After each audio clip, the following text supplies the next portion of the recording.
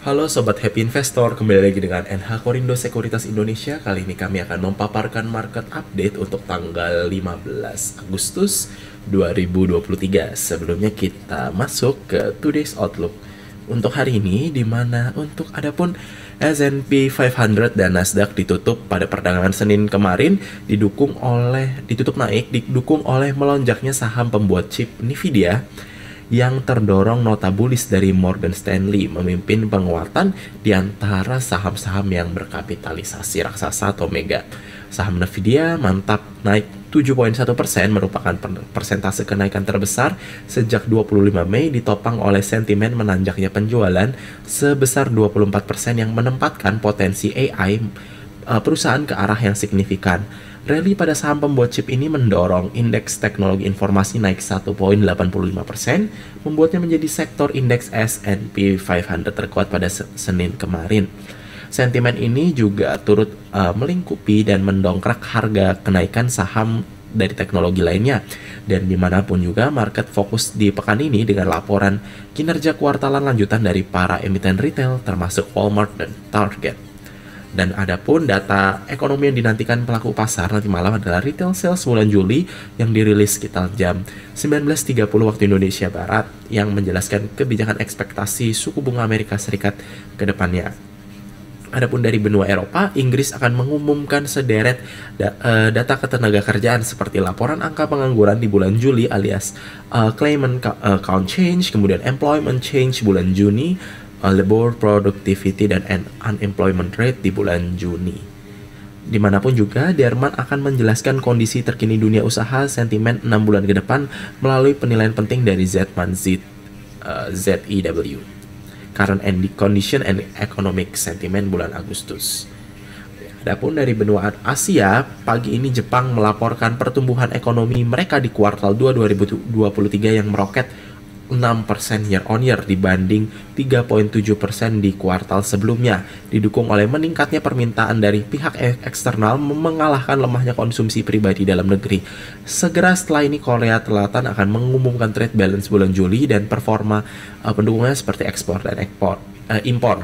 Lebih lanjut, dari hari ini, para investor dan trader akan memantau industrial production dari China untuk bulan Juli serta retail sales di bulan Juli, serta Chinese unemployment rate yang mana semua data akan diperkirakan akan mengalami peningkatan dari bulan sebelumnya. Indonesia pun juga tak mau kalah unjuk gigi hari ini dengan sejumlah data ekonomi seperti retail sales, kemudian trade balance bulan Juli yang diestimasi akan bertengger di sekitar 2,53 miliar USD setelah menelaah pertumbuhan ekspor dan impor di bulan Juli.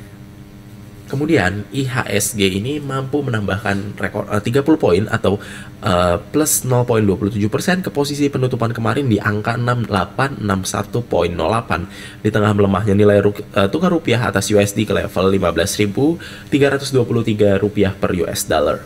Adapun bursa Asia dan Eropa kemarin menunjukkan arah perdagangan yang beragam, antara menyikapi sentimen optimis terkait dengan harapan suku bunga Amerika telah mendekati puncaknya, kekhawatiran munculnya kembali tanda-tanda meresahkan seperti pada pasar properti China. Harga mentah minyak dunia mundur akibat tekannya menguat oleh US dollar dan akibat tanda-tanda inflasi Amerika Serikat yang mulai picking up, ditambah dengan prospek pertumbuhan ekonomi China yang masih lesu saja. Kemudian emas global diperdagangkan dalam sesi yang cukup volatil menjelang rilis notulen rapat FOMC meeting dari The Fed, membuat future emas dan perak drop pada sesi awal perdagangan Senin kemarin. Future kelapa sawit Malaysia juga anjlok untuk 3 sesi berturut-turut mengikuti penurunan pada harga sawit Dalian, namun berhasil ditutup di atas support berkat outlook meningkatnya ekspor. Kemudian untuk most active stocks di sini ada dari 10 emiten, itu teratas adalah Bank BRI, BCA, Bank Mandiri, Bank BNI, Telkom, Inco, ASI, INKP, NATO, dan GoTo. Sedangkan untuk net foreign buy transaction di sini top buy adalah dari Bank BNI, kemudian Bumi, Buka, BRMS, dan Film. Sedangkan untuk top sell di sini ada Bank BRI, Bank BCA, Inco, kemudian Telkom, dan GoTo untuk net foreign sale-nya. Selanjutnya kita berlanjut ke untuk berita domestik. Di sini ada geliat pariwisata berkah bagi asuransi perjalanan. Industri mengincar premi di atas 800 miliar rupiah. Pulihnya sektor pariwisata mendorong prospek positif bagi asuransi perjalanan. Seiring dicabutnya pemberlakuan PPKM dan masuknya ke masa endemi, Asosiasi Asuransi Umum Indonesia atau AAUI memandang normalisasi mobilitas yang terlihat pada saat mudik Lebaran 2023 hingga musim liburan sekolah yang mampu mendorong peningkatan kinerja bisnis sektor real. Alhasil hal itu memicu peningkatan terhadap permintaan asuransi umum, terutama kenaikan permintaan asuransi perjalanan. Direktur Eksekutif AUI atau Bern Duyanto mengatakan bahwa dengan normalnya kebijakan mudik pada hari raya dan liburan sekolah pada tahun ini mempengaruhi realisasi asuransi perjalanan. Bern menilai animo masyarakat yang tinggi dalam melakukan perjalanan, yang dimana animo tersebut muncul kembali setelah sempat menurun drastis pada masa pandemi, namun kini asuransi perjalanan mulai bangkit kembali pada tahun lalu. Bern mengungkapkan realisasi asuransi perjalanan diperkirakan sekitar 800 miliar rupiah dan diharapkan asuransi perjalanan dapat mampu melampaui realisasinya. Kemudian, harga emas turun ke level terendah sebulan. Dolar Amerika Serikat jadi raja dunia. Harga emas global jatuh ke level terendahnya dalam lebih dari sebulan pada perdagangan Senin kemarin waktu setempat, memperpanjang penurunan untuk hari ke-6 berturut-turut. Harga emas pekan lalu mengalami kerugian mingguan terburuknya dalam 2 bulan karena penguatan dolar Amerika Serikat yang terus menekan logam kuning. Mengutip dari Antara, Selasa hari ini, tadi dini hari, kontak emas paling aktif untuk pengiriman pada Desember di divisi COMEX New York Exchange tergelincir 2,6 USD atau sekitar 0,13% menjadi ditutup pada 1.944 USD per ons. Penguatan terbaru dolar Amerika Serikat terhadap mata uang utama lainnya juga membebani harga emas pada perdagangan Senin kemarin. Indeks dolar Amerika yang memukul greenback terhadap 6 mata uang utama saingannya naik 0,3% pada 103,19 merupakan level tertinggi sejak 6 Juli menurut data FactSet. Selanjutnya kita berlanjut ke company news. Untuk pertama di sini dari emiten ADMF yang mencatatkan pembiayaan kenaikan kendaraan listrik sebesar 67,6 miliar rupiah per Juni 2023. Di tengah tren penggunaan kendaraan ramah lingkungan berbasis elektrik atau kendaraan listrik, PT Adira Dinamika Multifinance Tbk atau ADMF mencatatkan pembiayaan kendaraan listrik sebesar 67,6 miliar rupiah pada semester 1 2023. Angka ini meningkat dari pencapaian tahun sebelumnya, di mana realisasi pembiayaan tersebut didominasi oleh pembiayaan mobil listrik sebanyak 77% dan sisanya pembiayaan mobil listrik. Kemudian selanjutnya dari emiten Astra International atau ASI yang mengangkat Mulyaman Hadad jadi komisaris independen. Astra International Tbk telah menggelar rapat umum pemegang saham luar biasa RUPSLB pada hari kemarin Senin tanggal 14 Agustus. Dalam rapat tersebut, Mulyaman Darmansyah Hadad, mantan Ketua Dewan Komisioner OJK, resmi ditunjuk sebagai komisaris independen ASI. Terhitung sejak ditutupnya rapat untuk masa jabatan sebagaimana yang ditentukan oleh anggaran dasar perseroan. Selanjutnya dari emiten terakhir, emiten ketiga ini dari emiten TWR yang menyiapkan 3 triliun rupiah yang untuk ekspansi bisnis fiber optik.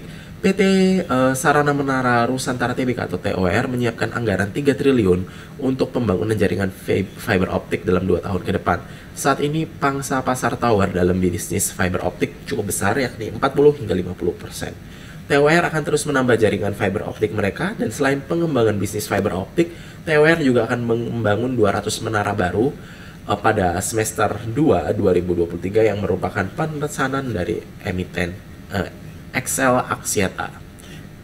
Oke, selanjutnya untuk agenda ekonomi global dan domestic economy kalender yang ditunggu hari ini cukup banyak. Untuk dari Amerika Serikat di sini ditunggu retail sales, advancement of month dan empire manufacturing. Dari China ada industrial production year on year dan retail sales. Dari Indonesia ada trade balance. Kemudian dari Jerman itu ada ZEW survey expectation dan current situation. Selanjutnya untuk corporate calendar, di sini tanggal 15 Agustus ada RUPS yang ditunggu dari 4 emiten yaitu FUTR, Good, GTSI, dan MPMX. Selanjutnya kita berlanjut untuk ke proyeksi IHSG. Untuk hari ini, proyeksinya adalah konsolidasi bullish, di mana break MA10 dan MA20 dengan posisi closing paling tinggi dalam 2 minggu terakhir. Level support ada di 6888, 6880, 6850 hingga 6765 hingga 6740. Resistance di 6910, 6950, 6970 dan 7000. Advice average up accordingly. Selanjutnya untuk stock pick pertama dari emiten Bevin BFI Finance Tbk.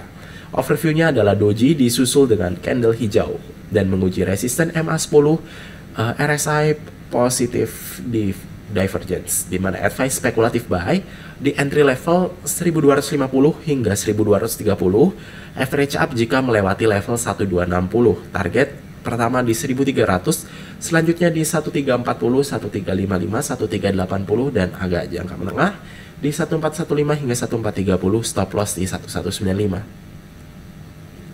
Selanjutnya ada MR, di mana overviewnya adalah on the way menuju target parallel pattern dan upper channelnya, di mana advice-nya spekulatif buy di entry level 1010 hingga 1050. Average up jika melewati 1075 hingga 1080, target di 1200 hingga 1235, 1265 hingga 1310, stop loss di 980. Selanjutnya dari emiten ketiga Bukalapak. Overviewnya adalah on the way menuju target dari level previous high dan positif upper channelnya, di mana advice-nya buy di level 238 untuk entry.